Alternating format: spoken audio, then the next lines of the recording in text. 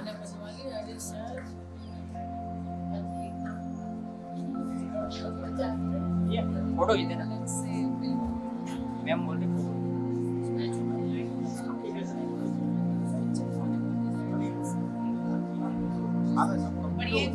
Complete हो गया था जी नहीं आना चाहिए आपका फोन वो तो आ ही नहीं रहा था मीटिंग से नहीं आ रहा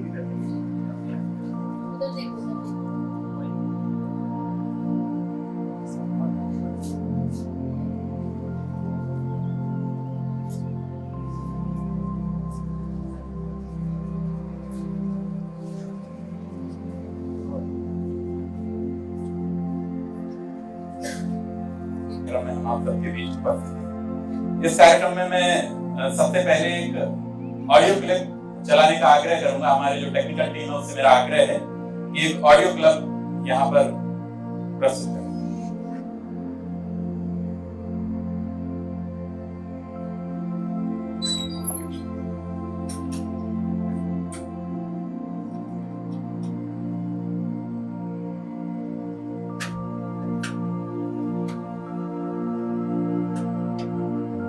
आपकी यह मन की बातें मेरे तक पहुंची है।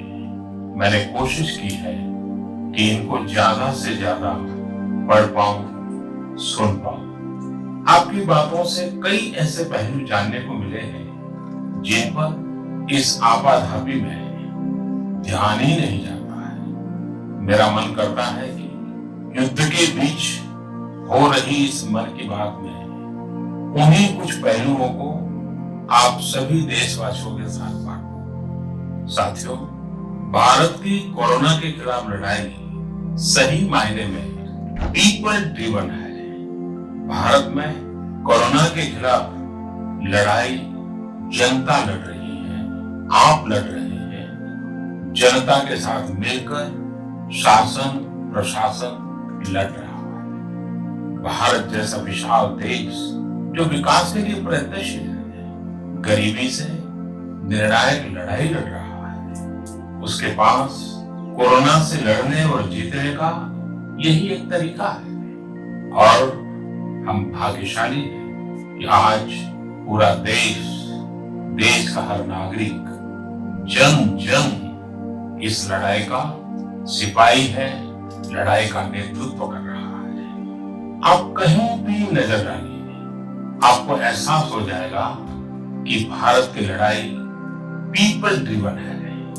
जब पूरा विश्व इस महामारी के संकट से जूझ रहा है, भविष्य में जब इसकी चर्चा होगी, उसकी तौर तरीकों की चर्चा होगी, मुझे विश्वास है कि भारत की यह पीपल ड्रिवन लड़ाई इसकी जरूर चर्चा होगी।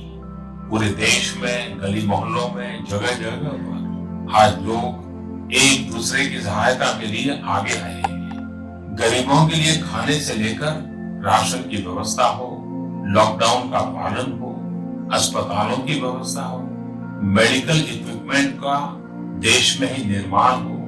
आज पूरा देश एक लक्ष्य, एक दिशा साथ साथ चल रहा है। ताली, थाली, दिया, मोमबत्ती, इन सारी चीजों ने जो भावनाओं को जन्म दिया, जिस जज्बे से देशवासियों ने कुछ न कुछ करने की ठान ली, हर किसी को इन बातों ने प्रेरित किया है। शहर हो या गांव, ऐसा लग रहा है जैसे देश में एक बहुत बड़ा महायज्ञ चल रहा है, जिसमें हर कोई अपना योगदान देने के लिए आतुर है।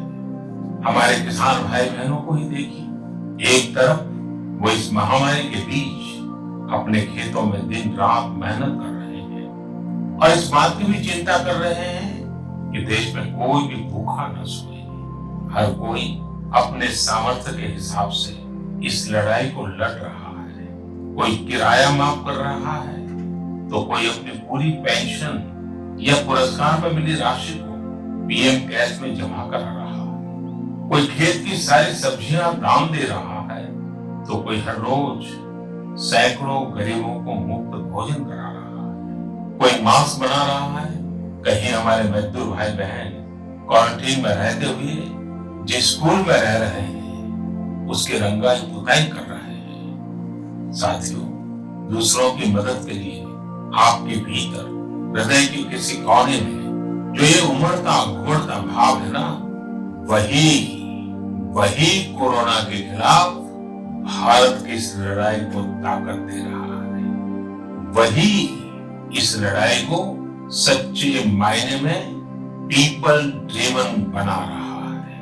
और हमने देखा है पिछले कुछ साल में हमारे देश में यह मिजाज बना है, निरंतर मजबूत होता रहा है।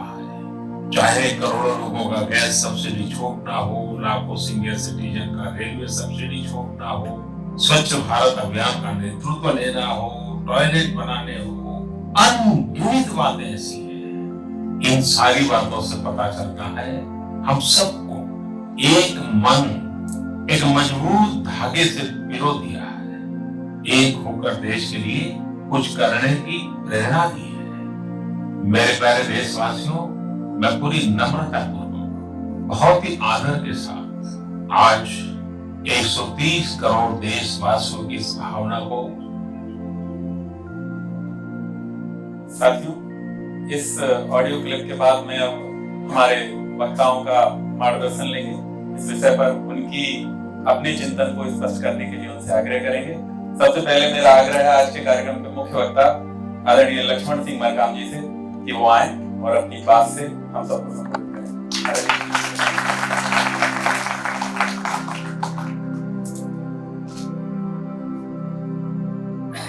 बोले भारत माता की जय, भारत माता की जय, भारत माता की जय। आपको बता दूं कि मैं भी मॉडल स्कूल से ही पढ़ा हुआ हूँ, बट शहर दूसरा है, बट मेरे स्कूल भी जो है मॉडल हाई स्कूल था। आपके जैसे सुभाष के भी मॉडल स्कूल है, एक्सीलेंसी, वही आज के जैसे एक्सीलेंसी बोलते हैं। तो मैं भी जबलपुर का जो एक्सीलेंसी स्कूल है वहां से पढ़ा हुआ हूँ। तो मैं भी आपकी तरह की छात्र हूँ।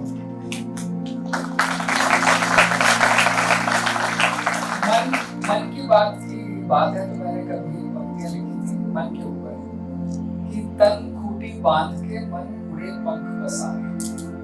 तन मतलब शरीर, खूटी बांध के मन उड़े पंख पसार। तन का पेट एक, बस मन के पेट हजार। तो विद्यार्थी जीवन में अगर आपको सफलता पानी है, बहुत जरूरी है कि आपका जो मन है वो आपके नियंत्रण में रहे, तभी आप विद्यार्थी जीवन में अपने लक्ष्य को प्राप्त कर सकते हैं। जैसा कि परिचय में बताया तो आई स्टैंड करेक्टेड, मैं 2009 बैच का भारतीय अभियांत्रिकी सेवा का अधिकारी हूँ। कौन सी सेवा? इसको इंडियन इंजीनियरिंग सर्विसेज बोलते हैं। और मुझे लगभग 14 साल कंप्लीट हो रहे, जिसमें से 11 वर्ष मैंने भारतीय नौसेना के प्रबंधन के उसमें दिए। तो आप में से कितने लोग भारतीय नौसेना के बारे में जानते हैं? सुना है किसी ने? Indian navy? अच्छा, तो इसमें से एनसीसी भी होंगे। तो एनसीसी कैडेट्स कौन सी कोर के हैं? Army, navy, air force? आर्मी से। चलिए बढ़िया। तो आप में से ऐसे कितने लोग हैं जो आर्मी जाना चाहते हैं? चलिए, बहुत कम लोग। अच्छा, आप में से ऐसे कितने लोग हैं जो जीवन में सफल होना चाहते हैं? आप ऐसा सोचते हैं कि क्या कुछ आर्मी, नेवी, एयरफोर्स की जब बात करते हैं तो कुछ ऐसी चीजें जो आप सोचते हैं कि जो आपको आर्म फोर्सेस के लोगों से सीखनी चाहिए? एक शब्द, कोई एक चीज। देशभक्ति, सैक्रिफाइस, त्याग। देखिए, ये कुछ थ्योरेटिकल चीजें, कुछ टेक्निकल चीजें। मैं टेक्निकल चीज बात करता हूँ कि फौज या देश की जो रक्षा है उसके लिए सबसे महत्वपूर्ण चीज है टाइम मैनेजमेंट। मानते कि अनुशासन की पहली सीढ़ी क्या है? समय का प्रबंधन, टाइम मैनेजमेंट। अगर आप किसी भी फौज वाले आदमी से बात करेंगे तो हर चीज मिनट के फॉर्म में बात करेंगे, 11:13 या 13 मिनट ये काम करना है, क्योंकि युद्ध में एक सेकंड जो होता है वो बहुत महत्वपूर्ण होता है। वैसे आपके जीवन में प्रति सेकंड बहुत महत्वपूर्ण है। तो अब जब आप विद्यार्थी जीवन में बात करते हैं तो जब हमने सोचा एनसीसी के टाइम पर सबसे पहली चीज जो सीखी वो था टाइम मैनेजमेंट। अगर आपने अपनी दिनचर्या में टाइम मैनेज कर लिया तो आपने अपने मन को कंट्रोल कर लिया। मन जो है सबसे, जो बोलते हैं ना, मन एक ऐसा बेलगाम घोड़ा है जो आपको हर वो चीज करने के लिए प्रेरित करता है जो आपके समय को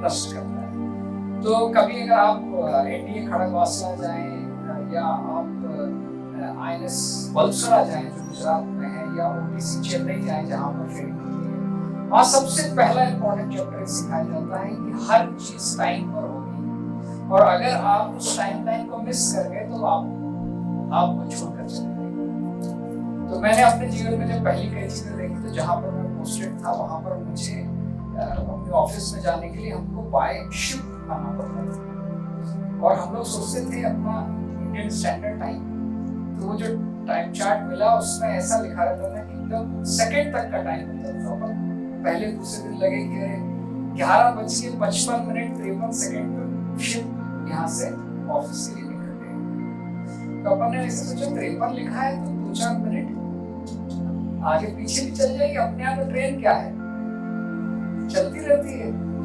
जब मैं देखा कि वहां पर 4 अधिकारी थे, हम 4 अधिकारी को पहुंचना था और जस्ट हम पहुंचने ही वाले थे, उसने हमें देख भी लिया था जो शिप का चालक होता है, लेकिन उसने हमें देखने के बावजूद उतने मिनट पे उसने एंकरेज को खोल दिया। तो हम जब वहां खड़े हुए थे उससे जल्दी से पूछा कि भाई ये तो देख लिया था, थोड़ा 1 सेकंड रुक जाता तो क्या होता? बोले साहब यहाँ पे समय पे ही सब काम होता है, यहाँ पे बोले जिस समय पे निकलनी वो निकल गई, कोई आए या ना आए।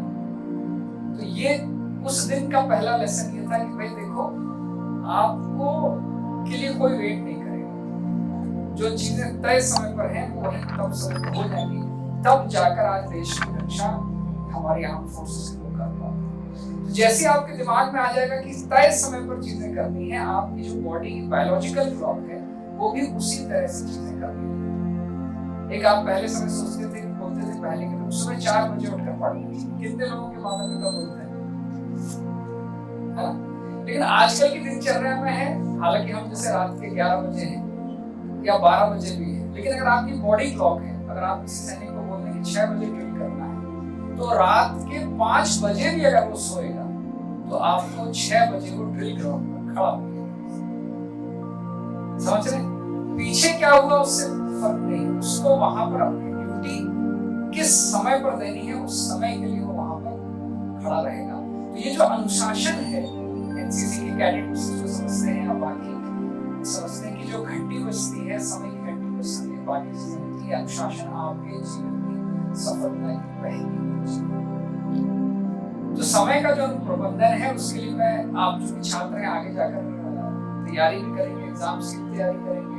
मैंने लगभग कई एग्जाम दिए तो मैंने देखा कि बहुत से छात्र ऐसे होते थे जिनको उस पेपर के 100 में से 100 सवालों के जवाब का आंसर पता होता, लेकिन वो टाइम मैनेजमेंट नहीं करते थे। और अंत में जब हम बाहर निकलते थे उससे पूछते थे क्या हुआ, अरे बोले पेपर तो पूरा बनना था यार, आखिरी के 25 तो मैं कर ही नहीं पाया, मैंने सारा समय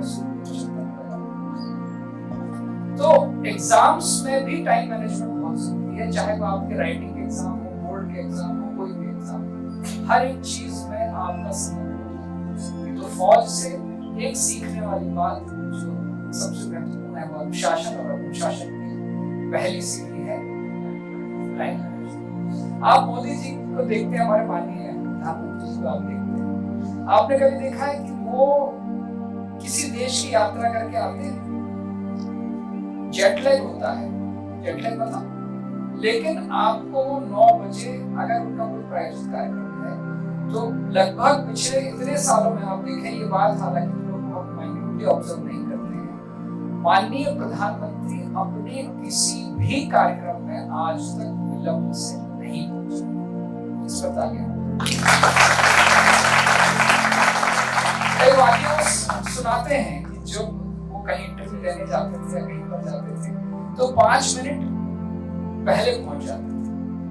तो वो जब उनसे पूछा गया तो उन्होंने कहा कि वो एक संघ के प्रचारक रहे हैं और वहां पर भी समय को उतना ही महत्व दिया जाता है। आपको जानकर आश्चर्य होगा, एक बहुत बड़ा कार्यक्रम हो रहा था, उसमें जिस समय पर वो कार्यक्रम शुरू होना था उस समय पर वो कार्यक्रम शुरू हुआ और एक मुख्य अतिथि आए तो उनको सामने का इशारा कर दिया गया। कार्यक्रम शुरू होने के बाद आप चाहे मुख्य अतिथि हो लेकिन आपको दर्शक पीठ में बैठना पड़ेगा, मंच पर आने का एक समय तय था। तो कुछ बातें जो मैंने अपने 11 वर्ष के नौसेना के कार्यकाल में सीखी, उसमें से समय प्रबंधन बहुत महत्वपूर्ण था। दूसरी सबसे बड़ी चीज है जो स्कूलिंग से आप लोग आगे समझ सकते हैं, वो है अपनी फिजिकल फिटनेस के लिए ध्यान देना। अच्छा, आप में से कितने लोग हैं जो रोज वर्जिश करते हैं? बहुत कम, बहुत कम। आपको लगता होगा इसमें क्या है, आधे घंटे समय व्यर्थ, हमें तो पढ़ाई कर लेनी चाहिए। या आप देखते हो कि आप सभी अगर मोबाइल यूज करते हैं तो उसमें ऑप्शन आता है स्क्रीन टाइम का। तो आप देखिए, मैं गारंटी के साथ कहता हूं कि किसी का भी स्क्रीन टाइम आधे घंटे से अधिक ही होगा, है कि नहीं? तो हम जब मोबाइल को आधा घंटा दे सकते हैं तो जो शरीर हमारे साथ लंबे समय तक रहने वाला है, क्या उसके लिए हमें आधा घंटा नहीं देना चाहिए? तो ये बात हमें आर्म फोर्सेस से सीखनी चाहिए कि उनकी जो ड्रिल है उसमें चाहे कुछ हो जाए, उनके दिन का जो वर्जिश का 1 घंटा है वो चाहे खेल के फॉर्म में हो, रनिंग के फॉर्म में हो, किसी भी फॉर्म में हो, वो हमेशा उसको पूरा करते हैं। अभी और बात है कि आपकी रुचि के अनुसार आप कौन सा खेल लेते हैं। तो समय प्रबंधन के बाद जो दूसरी सबसे महत्वपूर्ण चीज है वो है अपनी फिजिकल फिटनेस का पूरा ध्यान रखना। कई लोग पढ़ाई के कारण लॉन्ग सिटिंग आवर्स बैठते हैं। जब मैं यूपीएससी की तैयारी करता था तो लगभग 8 घंटे मिनिमम पढ़ाई करनी होती है। तो 8 घंटे की सिटिंग होती है। तो उसके बाद भी अगर कोई सोचे कि मैं और 1 घंटा क्यों शरीर को कष्ट दूं, 8 घंटे तो पढ़ ही लिया है। लेकिन जब तक आप प्रोलॉन्ग तरीके से पढ़ाई करते हैं, आपके शरीर की मानसिक और सारी क्षमताओं के लिए बहुत जरूरी होता है कि आप फिजिकली फिट हो। हमारे यहाँ पर तो वो प्रथा नहीं है, लेकिन मेरे जो 11 वर्षों के उसमें कई देशों के दूसरे उनसे मिला, तो मुझे कोरिया और इजराइल के कुछ वहाँ के देश के जो सैनिक हैं उनसे मिलने का मौका मिला। तो इजराइल में प्रत्येक छात्र को ग्रेजुएट तभी माना जाता है जब वो 3 वर्ष की फौज की सेवा पूरी करे। कितने वर्ष? 3 वर्ष। प्रत्येक नागरिक को वहां पर 3 वर्ष की फौज की देनी पड़ती है। हम तो कुछ लोग हाथ उठा रहे हैं कि हम जाना चाहते हैं। सोचिए कि अगर देश को हमारी जरूरत पड़ जाए तो हम में से प्रत्येक युवा जो है उसको अगर अपने देश की सेवाएं देनी पड़ जाए तो क्या हम सक्षम है शारीरिक रूप से, मानसिक रूप से?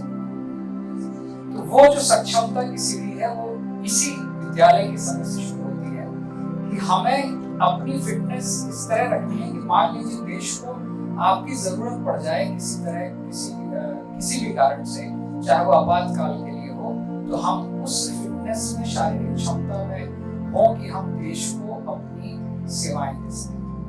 तो ये मैंने वहां पर सीखा। वहां पे सभी, चाहे वो छात्र हो या छात्राएं हो, सभी को वहां पर ये शिक्षा बहुत जरूरी होती है। तो ये कुछ बातें हैं जो आप अपने देश की सेना से सीख सकते हैं। माननीय प्रधानमंत्री जी अपने अभी 2014 से लेकर अब तक जितने भी बड़े त्योहार होते हैं वो सैनिकों के बीच जाकर मनाते हैं। आपने देखा, चाहे वो दिवाली हो, रक्षाबंधन हो, जितने बड़े, दिवाली तो मुख्यतः वो वहीं जाकर मनाते हैं और पूरे देश के कोने कोने से मनाते हैं, ये बताने के लिए कि हम त्योहारों, और जब यहाँ पर त्योहार मना रहे होते हैं तब सीमा पर कुछ लोग खड़े होकर हमारी रक्षा के लिए अपने परिवार से दूर रहकर अपने घर वालों से दूर रहकर त्योहार वहाँ पर मनाते हैं। इसलिए माननीय प्रधानमंत्री जी भी उनके साथ जाकर और वहाँ पर अपना समय देते हैं। तो ये जो शब्द आपने प्रयोग किया था किसी ने, त्याग, तो जो त्याग है वो एक छात्र के जीवन में भी बहुत बड़ी आवश्यकता है। अगर छात्र ये प्राथमिकता तय कर लें कि मेरे जीवन में ये प्राथमिकता है, इसे पाने के लिए मुझे अन्य प्राथमिक चीजों को मुझे त्याग करना पड़ेगा। जब तक आप वो त्याग नहीं करेंगे तब तक आप अपनी जो वास्तविक आपका लक्ष्य है उसको आप प्राप्त नहीं कर पाएंगे। तो बहुत सी ऐसी टाइम कैचर चीजें होती कि मैं ये भी कर लूं, मैं वो भी कर लूं। एक बड़ी अच्छी कहानी पढ़ाई जाती है साइकोलॉजी के स्टूडेंट्स को। एक शिक्षक आते हैं एक कमरे में, एक कांच का जार लेकर आते हैं और कुछ बड़े पत्थर, कुछ छोटे पत्थर और छोटे पत्थर और वहीं रेत लेकर आते हैं और बच्चों से पूछते हैं कि भाई इसको क्या इसमें इतनी सारी चीजें आ सकती हैं? तो उसने कहा कि नहीं आ नहीं सकती। उन्होंने क्या किया, उदाहरण दिया। सबसे पहले उन्होंने उस जार के अंदर बड़े पत्थर बोले, देखो जार भर गया, बोले हाँ। बोले इसके अंदर कुछ और आ सकता है क्या? नहीं आ सकता। फिर उन्होंने उस जार में छोटे पत्थर निकाले, तो छोटे बड़ी जगह थी उसमें छोटे पत्थर चले गए। उन्होंने कहा इसमें कुछ और आ सकता है? बच्चों ने कहा नहीं, अब तो पूरा भरा दिख रहा है। तो उन्होंने रेत उठाई, रेत उसके अंदर डाली, देखा कि रेत जार के अंदर भर गई। बोले देखो ये तो पूरा भर गया। फिर उन्होंने पानी भी लिया, बोले पानी भी आएगा? बोले नहीं आएगा। तो पानी डाला, वो भी भर गया। तो उन्होंने कहा आप इससे क्या समझते हैं?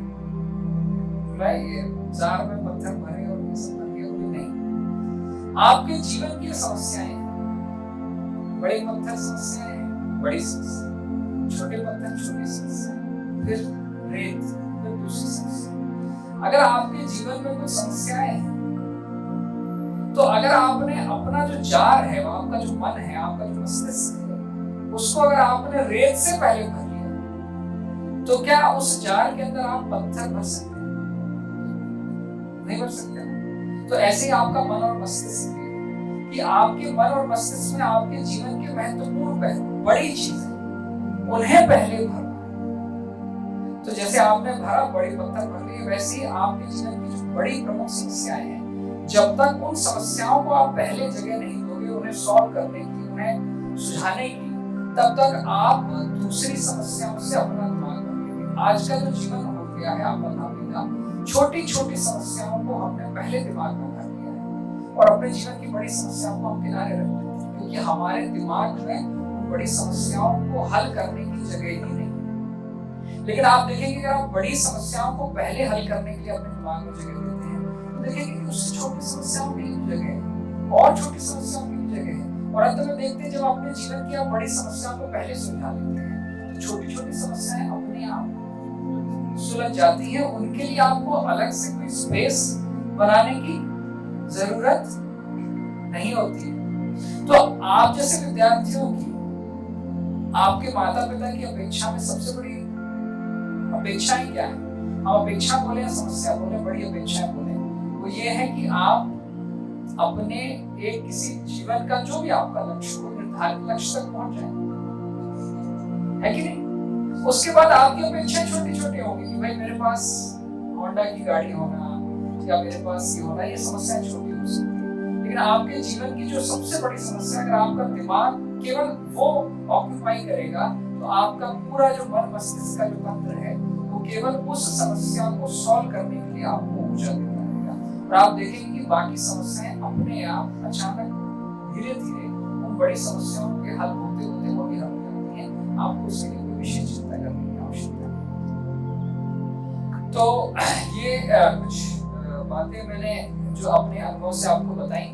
कुछ अच्छी बातें, एक दो पुस्तकें मैं बताता हूँ कि मैंने कुछ कविताएं लिखी थी, आप कहें तो आपको सुनाता हूँ। रात के अंधेरे में चिरागों का असर देखिए, रात के अंधेरे में चिरागों का असर देखेंगे, डूबकर हम किनारों का असर देखेंगे, किनारों का असर देखेंगे। और कश्तियां सफर शुरू तो करें, कश्तियां सफर शुरू तो करें, मंजिलें मिली तो हवाओं का असर देखेंगे, मंजिलें मिली तो हवाओं का असर देखेंगे। और जिन किताबों ने सिखाया है रात भर जगना, जिन किताबों ने सिखाया है रात भर जगना, कुछ बन गए तो किताबों का असर। एक अच्छी आदत जो हमने देखी, जब आप कभी शिप पर जाते हैं 6 दिन 7 दिन जो हमको जाना होता है, तो वहां पर ना फोन होता है, ना नेट होता है, ना टीवी होती है, लेकिन वहां पर एक लाइब्रेरी होती है। समय काटने के लिए आज बहुत कम बच्चे हैं जो पुस्तकों का साथ देते हैं, लेकिन अगर आप दुनिया के सर्वश्रेष्ठ सफलतम लोगों की कुछ बुनियादी आदतों के बारे में पढ़ेंगे तो आपको ये बात समझ में आएगी कि उनके जीवन में पढ़ना, किताबें, अच्छी किताबें पढ़ना एक बहुत महत्वपूर्ण आदत रही। तो जैसे मुझे मौका मिला, मैंने भी अपने जीवन में जो तीसरी आदत बहुत अच्छी है, समय प्रबंधन, फिजिकल फिटनेस, उसके बाद अगर तीसरी सबसे बड़ी कोई अच्छी आदत डाली तो आपकी कोर्स की करिकुलम की पुस्तकों के अलावा आप जिनको आप अपना आदर्श मानते हैं उनकी जीवनी के बारे में या जो पुस्तकें आपको प्रेरणा देती हैं उनके बारे में आप जरूर पढ़ें। आपने मन की बात में माली मोदी जी के बारे में सुना होगा, उन्होंने कई किताबें भी लिखी और कई किताबों का वो उद्धरण भी करते रहते हैं। तो जब आप अपने जीवन में कुछ बातचीत या कुछ भी करेंगे तो आपकी वो किताबें आपकी बहुत साथी होंगी। अच्छा, आप में से कौन मुझे 5 लोग आपकी सर्वश्रेष्ठ किताबों के बारे में बता सकते हैं? मैं अपनी 5 पुस्तकें बता सकता हूँ। जैसे मुझे सबसे पसंद जो बचपन में मैंने पढ़ी थी, टॉल्स्टॉय की वॉर एंड पीस, एक बहुत अच्छी किताब थी, तो मुझे बहुत पसंद आई। हिंदी में मैंने बहुत चीज़ें पढ़ी हैं, तो मुझे विवेकानंद ने बहुत इंस्पायर किया। उनकी अगर आप जर्नी टू कैलिफोर्निया अगर आप पढ़ें तो वो बहुत इंस्पायर करती है। और अगर आप बाकी चीज़ों को पढ़ें तो हास्य में मुझे बहुत अट्रैक्ट करता था, तो हरिशंकर परसाई और शरद जोशी की कुछ किताबें आपके उसमें होंगी, जैसे जीप पर सवारी लिया, और आपने शरद जोशी की पढ़ी होगी। तो ये पुस्तकें जरूरी नहीं कि आप अपने कैरिकुलम से पढ़ें, लेकिन जब आप इन पुस्तकों को पढ़ते हैं तो ये आपके जो कह सकते हैं कि कल्पना का जो आकाश उसको ये किताबें खोलती हैं। और किताब क्यों जरूरी है? क्योंकि जब आप विजुअली किसी चीज को देखते हैं जिसमें चित्र नहीं होते हैं, तो आपका मस्तिष्क उस कल्पना का चित्र का निर्माण करता है। ये आपकी प्राइमरी और सेकेंडरी मेमोरी को स्ट्रेंथन करता है। तो अगर आप बिना चित्रों वाली किताबों को पढ़ेंगे तो आपका जो मेमोरी है वो ज्यादा बेहतर होगी, क्योंकि वो किताब आपकी प्राइमरी मेमोरी में एक स्पेस क्रिएट करेगी। क्योंकि अगर आप चित्र वाली किताब को पढ़ेंगे तो बहुत लाजमी है कि आप उसकी चीजें भूल जाएंगे, लेकिन अगर आप किसी बिना चित्र वाली किताब को पढ़कर उसका चित्र बनाएंगे तो ये होगा कि वो किताब आपके मस्तिष्क में चिपक जाएगी, कि वो किताब की जो कल्पना है आप अपनी प्राइमरी मेमोरी में बनाने वाले हैं। तो ये कुछ बातें मैंने सोचा कि आपको बताना चाहिए। और सबसे महत्वपूर्ण जो अंत में बात है वो ये है कि किसी भी परिस्थिति में हंसते रहना, खुश रहना, ये बहुत जरूरी है। क्योंकि जब आप खुश रहते हैं तो आपके शरीर से एक जिसको हम बोलते हैं हार्मोन निकलता है, जो कि आपकी स्ट्रेस मैनेजमेंट की जो क्षमता है उसको बढ़ाता है। आप देखें एग्जाम हॉल में अगर आप जाके एकदम स्ट्रेस हो जाएंगे तो जो चीज आपने पढ़ी होगी वो भी भूल जाते हैं, लेकिन आप खुश मिजाज होकर सब कुछ दूर कर रहे हैं तो वो जो हार्मोन है जो आपके खुश रहने के कारण निकलता है, वो हार्मोन आपकी मेमोरी को भी रिफ्रेश करता है। आप स्ट्रेस में नहीं होते हैं तो आप कई चीजों को बेहतर डिसीजन ले सकते हैं। तो अंतिम जो फॉज का सबसे इम्पोर्टेंट फैक्टर है वो है डिसीजन मेकिंग। पहले मैंने बोला time management, then physical fitness, then reading good books, और फाइनल है डिसीजन मेकिंग। फौज में जो आपने कभी ये नाम सुना होगा जिसे हम एसएसबी बोलते हैं, उसमें एक बहुत इम्पोर्टेंट लेसन है या स्क्रीनिंग टेस्ट होता है जिसको हम बोलते हैं डिसीजन मेकिंग। तो आपके जीवन में डिसीजन मेकिंग सबसे इम्पोर्टेंट लास्ट में ये है कि फौज में भी या आर्म फोर्सेस में और जीवन में भी जो डिसीजन मेकिंग है वो बहुत इम्पोर्टेंट होता है कि आप किस तरह कैरियर प्रोग्रेस करेंगे। यूपीएससी में एक बहुत इम्पोर्टेंट बात होती थी कि सवाल पूछा जाता कि आपकी हॉबी क्या है। तो जो लोग दूसरों के डिसीजन पर निर्भर होते हैं वो अपने दोस्त से पूछते भाई क्या हॉबी लिखूं, दूसरा बोलता था हॉर्स राइडिंग लिखूं। क्या लिखते हैं? हॉर्स राइडिंग उसका डिसीजन, आपके जीवन का डिसीजन किसने ले लिया? मित्र ने ले लिया। इंटरव्यू में आप पहुंचे कि कुछ अच्छा आपको हॉर्स राइडिंग पसंद है, बताइए कौन सा घोड़ा, कौन सी तरह की हॉर्स राइडिंग सबसे अच्छा है? तो आपने कहा ये तो बताइए। तो आपके डिसीजन किसको लेने? अगर उसमें से बहुत से ऐसे लोग थे जिन्होंने नहीं सुना, उन्होंने कहा कि मुझे गार्डनिंग बहुत पसंद है, जो उनकी चॉइस थी, उनका डिसीजन था, और उनको गार्डनिंग के बारे में सब आता था। उनसे पूछा गार्डनिंग कैसे करते हैं, तो उसने बता दिया कि ये होता है, ऐसा होता है, ऐसा होता है। किसी ने कहा कि मुझे खाना पसंद है, जिसके बारे में पूछा तो उसने बता दिया कि जब आप अपने जीवन के डिसीजन खुद लेते हैं तो आप उसकी पूरी सफलता की जिम्मेदारी। इसलिए 4-5 बातों के साथ मैं समझता हूँ विद्यार्थियों के बीच में ये बातें जो मैंने कही हैं ये आपके काम आएंगी। और मोदी जी की मन की बात के बीच में आपकी जो मन की बात है, अगर उन सबके साथ ही आप 4-5 चीजें जो successful tips of the life management है, अगर आप इनको समझ लेंगे तो मैं समझता हूँ कि आप अपने जीवन में किसी भी बड़ी से बड़ी समस्या को हल करने के लिए पर्याप्त संचित मुद्रा में टाइम मैनेजमेंट के साथ हल कर पाएंगे। तो मैं आपके बीच आया, आपने मेरी बातें सुनी।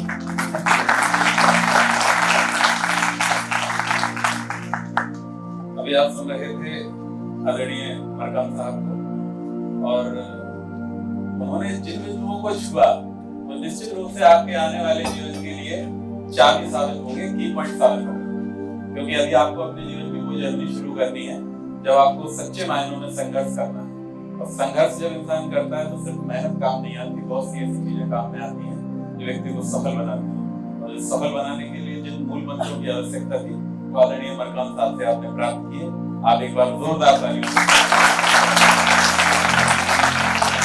आइए साथियों, आज के कार्यक्रम की अध्यक्षता कर रहे हैं देवांशु सिंह यादव जी।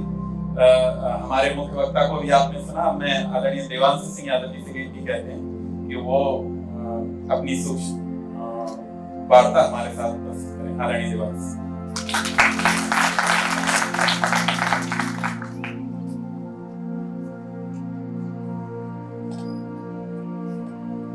सभी को नमस्कार। प्रिय बच्चों, हमारे मुख्य वक्ता लक्ष्मण सिंह मरकाम जी, तो जब भी मैं आज पिछले 10 साल हो गए होंगे, मुझे लगता है कि ऐसे मंच में आते हुए और आप जैसे बच्चों से इंटरेक्शन करते हुए, कभी उस बार में बैठा था, आज मैं इस बार बैठा हूँ, तो हमेशा एक बात मैं जब भी बोलता हूँ, अपनी बात जब भी सामने रखता हूँ, तो हमेशा नमस्कार पहले करता हूँ। और आप सबको भी करना चाहिए, क्योंकि जब हम नमस्कार करते हैं तो हम उस आदमी के अंतरात्मा को नमन करते हैं, उसके माता पिता को नमन करते हैं, उसकी संस्कृति को नमन करते हैं। लेकिन जब हम हाय हेलो कह के किसी को बात करते हैं, अंग्रेजी में बात करते हैं, तो हम सब आदमी तक जाते हैं, लेकिन हम यहाँ पे नमस्कार बोल के उसकी पूरी पीढ़ी दर पीढ़ी तक जाते हैं। तो ये जो संस्कृति है ये हमारे भारत वंश की है, और यही संस्कृति है जो हमें महान बनाती है और आज इतने बड़े विश्व में सबसे अलग भी बनाती है। आज अगर समय देखेंगे 11:15 बजने को है, 100 घंटे ये मन की बात का मैराथन सेमिनार चलेगा, तो हम सब यहाँ पे जो एकत्रित हुए हैं, मुझे लगता है कहीं ना कहीं ये हमारा प्रेम है हमारे माननीय प्रधानमंत्री की तरफ। और मुझे नहीं लगता ये प्रेम दुनिया के किसी और प्रधानमंत्री ने पाया है या फिर पा सकता है, कि उनकी सुनने के लिए उनकी जो बातें जो उन्होंने पिछले 9 वर्ष में कही हैं, आज भी उसी एनर्जी के साथ सुनी जा रही हैं। और जो बात करने के लिए वक्ता आ रहे हैं और जो सुनने वाले आ रहे हैं, वो ना समय देख रहे हैं, वो ना ये देख रहे हैं आजू बाजू में कौन है, बस उन्हें ये पता है कि मेरे देश के लिए मेरे प्रधानमंत्री ने जो किया है, जो त्याग करी है, जो तपस्या करी है, जो इतने वर्षों का फल करा है, उसके लिए आप लोग हमेशा खड़े हैं। तो मुझे लगता है एक बार हमारे प्रधानमंत्री साहब के लिए जोरदार तालियां।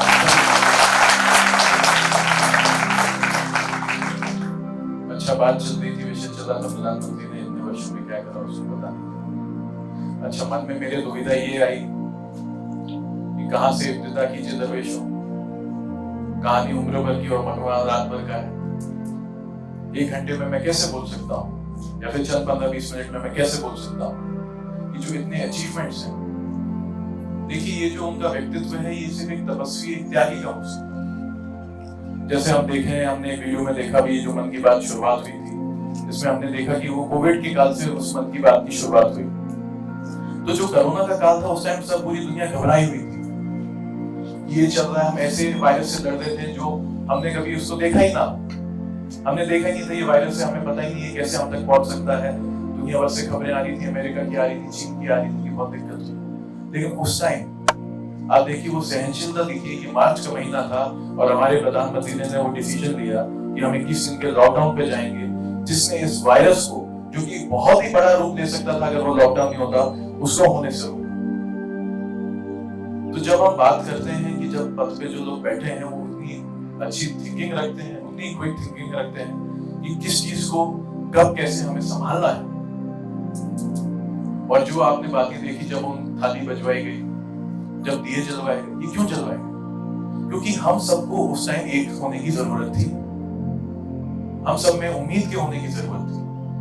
और हमें उम्मीद अपने लिए ही नहीं रखनी थी, उन साथी डॉक्टर्स के लिए रखनी थी, नर्सेस के लिए रखनी थी, सफाई कर्मियों के लिए रखनी थी, जो अस्पतालों में काम कर रहे थे और मरीजों की देखभाल कर रहे थे। ये उम्मीद थी, ये जो सपोर्ट था, जब तक ये उन लोगों में वो सपोर्ट पहुंचा, आप देखेंगे कि वो इतना भयानक काल था कि जब नगर निगम के जो लोग थे वो जब परिवार के जनों दूसरों की एक दूसरे की शव उठाने से भी डर रहे थे, तब उन्होंने परिवार के रूप में काम करा और दूसरों का अंतिम संस्कार किया। वो तालियां जो थाली हमने बजाई, जो घंटी हमने बजाई, जो दी हमने बजाई, उनके सपोर्ट के लिए थी। तो मुझे लगता है आज भी हमें उनका जो समर्पण है वो नहीं भूलना चाहिए, उनका वो त्याग नहीं भूलना चाहिए, उनकी वो ब्रेवरी नहीं भूलना चाहिए, उनकी वीरता को नमन करते हुए मैं चाहता हूँ आप सब लोग एक बार उनके लिए और आप लोग भी आजकल मोबाइल के जमाने के, आप अपने मोबाइल में यहाँ से निकल के सर्च जरूर करिएगा। दुनिया का ऐसा कोई देश नहीं होगा जहाँ दूसरों ने अपनों के लिए छोड़कर दूसरों के लिए मेहनत करें। ये मेरे देश को अलग बनाता है।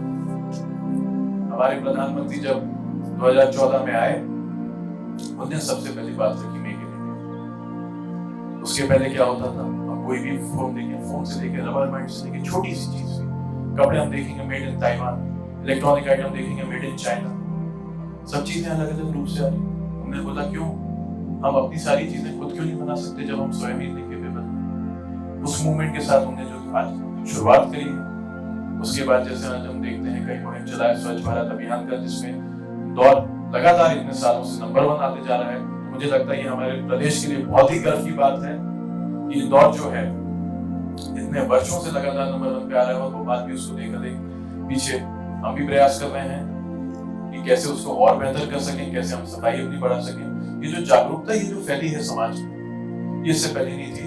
और मुझे लगता है कि आज जैसे हम सब लोग मेहनत करेंगे, जो संकल्प लें कि जो हम भोपाल है वो देश का सबसे स्वच्छ शहर बनाने का संकल्प लिया जाए और हम इसके लिए कार्य भी करें। एक बार जोरदार तालियां भोपाल की जनता के लिए। आज मैं विदेश जाता हूँ, पहले भी जाता था, जब मैं आज जाता हूँ तो जब मैं देखता हूँ कि जब मैं उनको बताता हूँ, ये लोग पूछते हैं आप इंडिया से, जगह तक रिस्पेक्ट मिलती है क्या आप देश से, वो रिस्पेक्ट, वो गौरव जो हमें फील होता है, जो हमें महसूस होता है, वो हमारे प्रधानमंत्री का जहां तक वो पहुंचे, उन्हें बातें पहुंचाई हमारी, और हमेशा हर चीज के लिए खड़े रहे। अब जैसे आज हम मन की बात के इस महामैराथन में, ये मन की बात की शुरुआत कहां से हुई?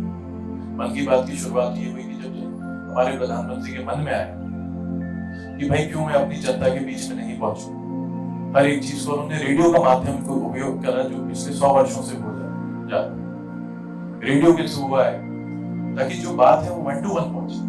अगर हम विजुअल में देखें, अगर हम टीवी का वेट करें या हम किसी और चीज का वेट करें कि हम वीडियो में देख के करेंगे, तो शायद वो बात हमारे अंदर तक नहीं आ पाती। लेकिन जब हम उनकी आवाज सुनते हैं, हमें एक नई एनर्जी आती है, और जब हमें पता पड़ता है कि देश में लोग कितने नए नए अचीवमेंट कर रहे हैं, तो और क्या क्या हो रहा है। कई बार क्या होता है कि कई चीजें जो होती हैं हमें हम तक पहुंच ही नहीं पाती, तो हमें पता ही नहीं होता और उससे क्या क्या अच्छी चीजें कर रहे हैं। लेकिन जब हमें ये सारी बातें सुनने के लिए मिलती है, तो हमारे अंदर भी ऐसी भावना जाग उठती है कि मैं भी देश के लिए कुछ करूं, जो सब करते आ रहे हैं। आज मैं देखूं डिजिटल इंडिया के रूप में हमने जो यूपीआई पेमेंट बनाई, अब उसको फ्रांस जाके अपना, हमने जो ये इतने इजी मेथड्स बना दी पेमेंट करने के लिए और इतने सिक्योर हैं, इतने महीनों से यूज करे जा रहे हैं और आज तक इनमें कोई भी कंप्लेंट नहीं आई। इस बार मैं इंडिपेंडेंस डे पे भाषण सुनता था माननीय, जहां दूसरे लोग बात करते हैं 1 साल की, 2 साल की, 5 साल की, आप उनका विजन देखिए कि वो आगे 1000 साल की बात करें कि मैं 1000 साल तक भारत को काम करना चाहता हूं। मुझे नहीं लगता इतिहास में कोई एक ऐसा लीडर होगा, एक ऐसा नेता होगा जिसने आने वाले 1000 वर्षों की बात करी हो। तो दिखाता है कि सोच कितने आगे की है और वो क्या क्या चीजें जानते हैं।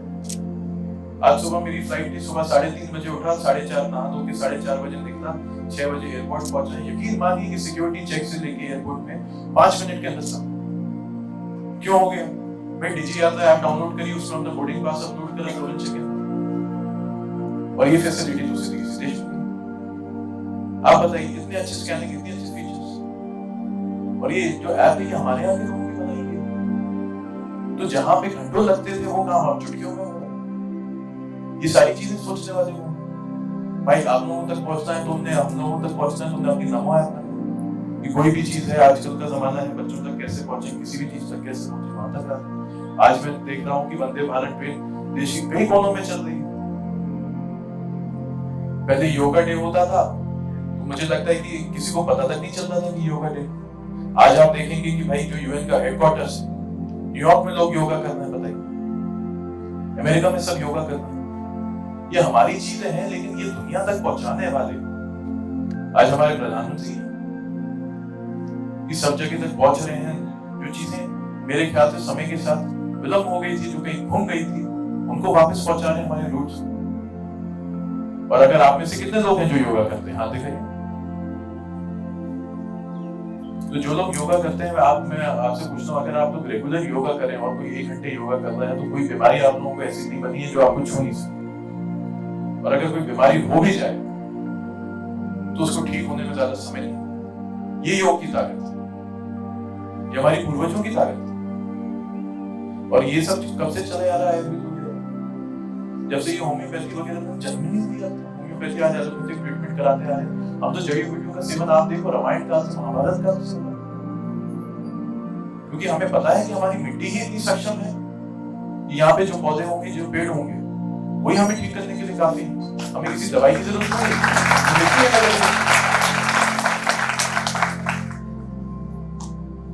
हाल ही में दिल्ली में एक नया कम्युनिटी सेंटर बनाया गया। अच्छा, जब फोटो में हमने देखा कि कम्युनिटी सेंटर बनाया गया, मुझे तो देख के यकीन ही नहीं हुआ कि देश में। मुझे लगा, ऐसा लगा कि भाई ये लगता है कि कैलिफोर्निया में कौन ऐसी चीज बनाई गई होगी। फिर मैंने नीचे मालनी की फोटो देखी, साथ में कैबिनेट के कई मंत्री देखे, तब जाके यकीन आया कि देखिए आपने क्या क्या हो रहा है, कितनी अच्छी चीजें हो रही है।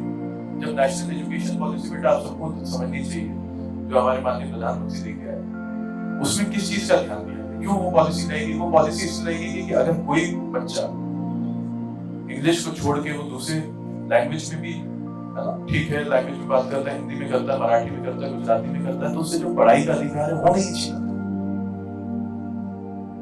क्योंकि देखिए, English language is not a skill, it's a medium to communicate. अगर आप भाषा से बात करते हैं, कोई स्किल थोड़ी है। लेकिन हमारे देश में क्या हो रहा था, अंग्रेजों की गुलामी के बाद इंग्लिश जो भाषा है उसको अपने स्किल मानते हैं। भाई ये नहीं आती है तो आपको नौकरी पाना मुश्किल है। लेकिन ये जो नई पॉलिसी के तहत इसमें ये है कि एक्चुअल में स्किल जो है वही स्किल यूज हो, जो आपके अंदर का टैलेंट है, जो आप ट्रेनिंग है, जो आप सीखे वही होंगे। आज मैं देख रहा हूँ नया इंफ्रास्ट्रक्चर बनते जा रहा है, जगह जगह बिल्डिंग बनती जा रही है। अब देखिए, जब 2014 में माननीय ने शपथ ली थी, तब हम 10th लार्जेस्ट इकोनॉमी थे वर्ल्ड, और आज हम 5th लार्जेस्ट हैं। तो आज हम देखिए आपने जो सफर तय किया है वो कितना दूर का सफर है, और वो कितने $ट्रिलियन का सफर है जो हमने इतने कम टाइम में तय किया। और मैं अपने बात को विराम करने से पहले एक ही बात कहना चाहता हूँ, जैसे आप सभी छात्र हैं और मुझसे पहले माध्यम जी ने भी आप लोगों को बात कही, तो एक बात जो मेरे साथ हमेशा रहता है, जब मैं आपकी उम्र का था तो कई बार कबीरदास के दोहे पढ़ा करता था। तो एक दोहा हमेशा मेरे मन में रहता है कि रूखा सूखा खा के ठंडा पानी पी, देख पढ़ाई चुपड़ी मन विचलित हुई। और समस्या है, चाहे कोई भी चीज हो, हमेशा इसका जो महत्व है वो सबसे ऊपर है त्याग। कभी ये मत देखिए कि दूसरे के पास क्या है, आप छोड़िए। कभी ये मत सोचिए कि ये खाना नहीं मिला, ये वो नहीं मिला, मैं अभी सो के उठाऊं। नहीं, पढ़ना है तो पढ़ना है। फिर बाहर बजे शोर आ रहा है, कुछ भी हो रहा है, हमें जो कार्य करना है वो करना है। इसी के साथ मैं अपनी बात को विराम देता हूँ, और बहुत बहुत बधाई आप सभी को कि आप इस ऐतिहासिक पल का हिस्सा बने हैं। और मैं सारे ऑर्गेनाइजर को भी बहुत बहुत बधाई देता हूँ। राकेश जी भी सामने बैठे हुए हैं। भाई लगातार करते जा रहे हैं और इतना ऑर्गेनाइज हो रहा है कि भाई जिस टाइम पे बताया गया उसी समय पे स्टार्ट भी हो रहा है, और आज भी मैं ये कोशिश करूंगा, मेरे पास 6 मिनट है, कि उसी समय पे खत्म भी हो।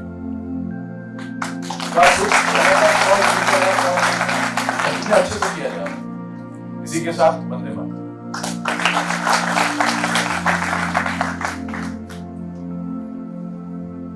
बहुत बहुत धन्यवाद आदरणीय देवांशु सिंह जी, और हमने बड़े ही संक्षिप्त रूप में अपनी बात करी, और हम तो चाहते थे कि आपका मार्गदर्शन हमें और प्राप्त होता है, लेकिन चूंकि जैसा कि आपने स्वयं ही इस चीज पे इंगित किया है कि हमारे कार्यक्रम की अपनी सीमाएं हैं और एकदम minute to minute, second to second हमारा कार्यक्रम चल रहा है, और यही इस कार्यक्रम की खासियत है कि हम हर घंटे नई ऑडियंस बुलाते हैं, हर घंटे नए वक्ताओं को बुलाते हैं और इस कार्यक्रम को ऊंचाइयों तक ले जा रहे हैं। आइए अब हम अपने अतिथियों के सम्मान स्वरूप एक उन्हें पेन भेंट करना चाहते हैं, और मैं आदरणीय मरकम साहब को पेन भेंट करूं।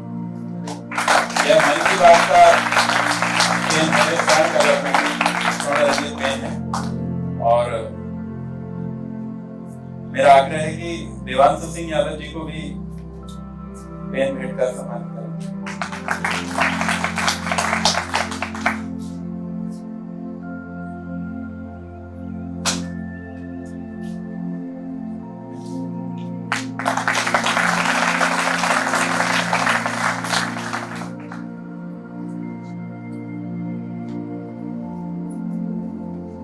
जैसा कि इस कार्यक्रम की थीम है 100 घंटे 100 वक्ता और 100 संकल्प, तो आइए अब इस कार्यक्रम में हम संकल्प तक पहुंच गए हैं, और जहां संकल्प होता है वहां विकल्प नहीं होता। इसी भावनाओं को इंगित करते हुए मैं आदरणीय डॉक्टर राघवेंद्र शर्मा जी से आग्रह करता हूं कि वो आए और हम सबको संकल्प दिलवाएं।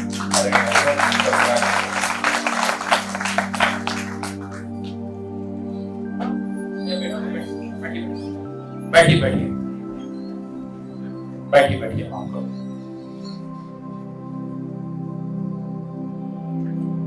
जैसे अभी इन्होंने बोला है कि संकल्प में विकल्प नहीं होता है क्या?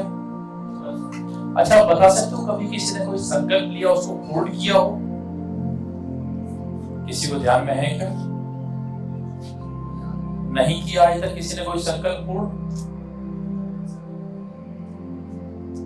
आपको मालूम नहीं क्या? हमें नहीं बताना चाहते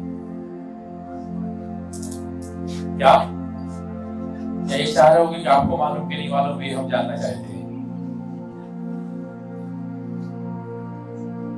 मित्रों, सफलता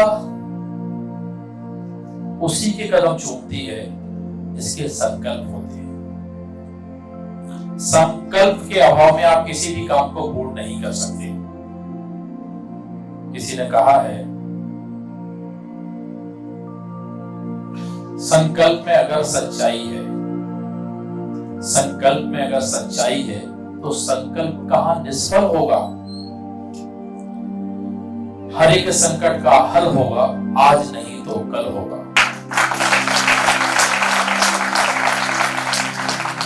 लोहा जितना तपता है उतना ही ताकत भरता है।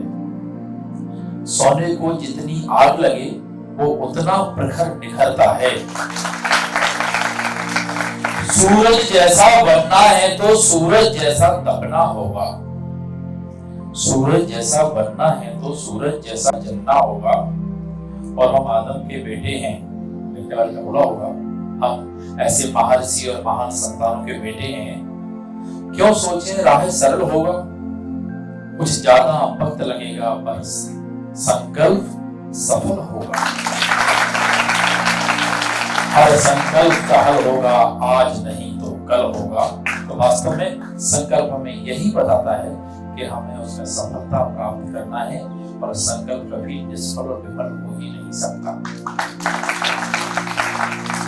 आवश्यकता इस बात की कि हम उसको संकल्प में सात्विकता कितनी है, उसको पालन कैसा करते हैं। एक बार संकल्प ले लिया, सुबह उठना है, फिर अब आज नहीं कल से पूरा करूंगा। जिसने कल पर टाल दिया वो टल गया, फिर दोबारा से लौट के नहीं आता है। और हम समझते हैं कि समय एक बार निकल जाए। किसी ने बोला है, बीत गया सो बात गई, उस पर वक्त गवाना क्या। पीछे कोई राह नहीं है, पीछे मुड़कर जाना क्या। अपने मतलब की ही सामान सजा करके बाजार चलाना क्या। बीत गई सो बात गई, उस पर वक्त गवाना क्या। हमेशा आगे की सोचिए। और मैं तो आपको बहुत बहुत बार बार मैं कहता हूँ, मुझे जहाँ भी कहीं अवसर मिलता है, प्यारे बच्चों आप इतने सौभाग्यशाली हो। कौन से विद्यालय के बच्चों? एक्सीलेंस के ना। मैं अक्सर जाता हूँ कहीं भी कहता हूँ कि अगर हिंदुस्तान का सबसे अच्छा सरकारी विद्यालय देखना हो, मैं आदरणीय लक्ष्मण सिंह से निवेदन करूंगा कि अगर आपको वास्तव में हिंदुस्तान का सबसे अच्छा कोई विद्यालय सरकारी देखना है तो आप हमारे एक्सीलेंस सुभाष स्कूल को देख लीजिए।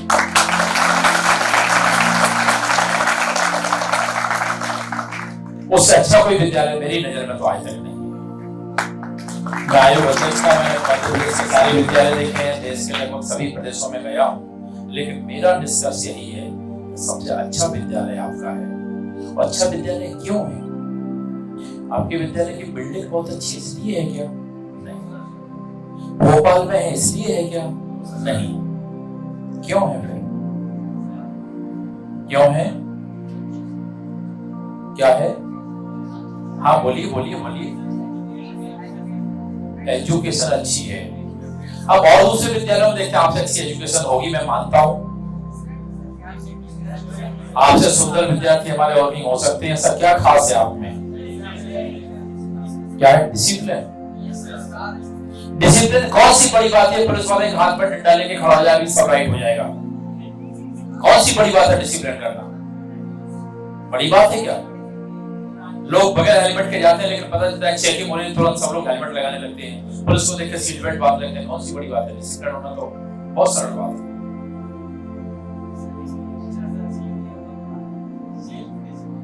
सेल्फ डिसिप्लिन से बहुत मस्त होने वाला, बहुत बढ़िया। डंडे के जोर पर चलने वाला जो डिसिप्लिन है क्या? डंडे के जोर पर तो सर्कस में एक बंदर को भी कैसे भी नचा सकते हैं, भालू को भी गुलाटी लगवा सकते हैं, भालू को भी साइकिल चलवा सकते हैं। सर्कस में क्या नहीं हो जाता? तो क्या हम सर्कस के खिलौने हैं? नहीं, हम वो हैं जो लाखों करोड़ों साल के बाद हमें मनुष्य का शरीर मिला है। हम वो हैं जिनको पूर्ण स्वस्थ शरीर मिला है। मैं अक्सर बोलता हूं कि 1 करोड़ लोग इस देश के अंदर ऐसे हैं जिनकी जन्म से आंखें नहीं है। पिछला जो 9 से 10 का एक सेशन था, उसमें 50 बच्चे आए थे जो दिव्यांग हैं, जिनको दिखता नहीं है। क्या गलती है उनकी? क्या आपने भगवान को एप्लीकेशन दी थी कि भगवान मेरी दोनों आंखें अच्छी दे देना? नहीं दी थी। क्या आपने दिया था भगवान मुझे स्वस्थ शरीर देना, मैं जरा ठीक ठाक दिखूं?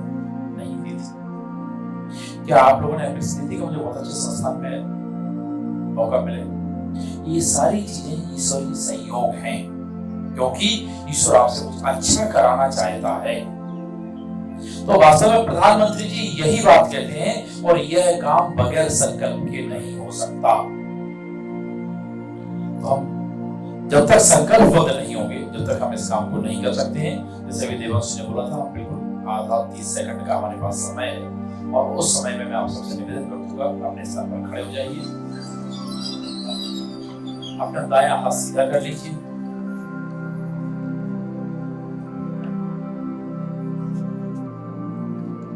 मैं संकल्प को बोलूंगा, वो सब आपको दोहराना है। मैं संकल्प लेता हूं कि अपने आचरण के द्वारा अपने आसपास के वातावरण में सकारात्मक मनोस्थिति का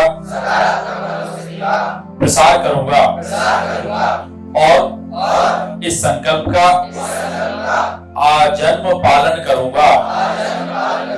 भारत माता की जय। भारत माता की जय।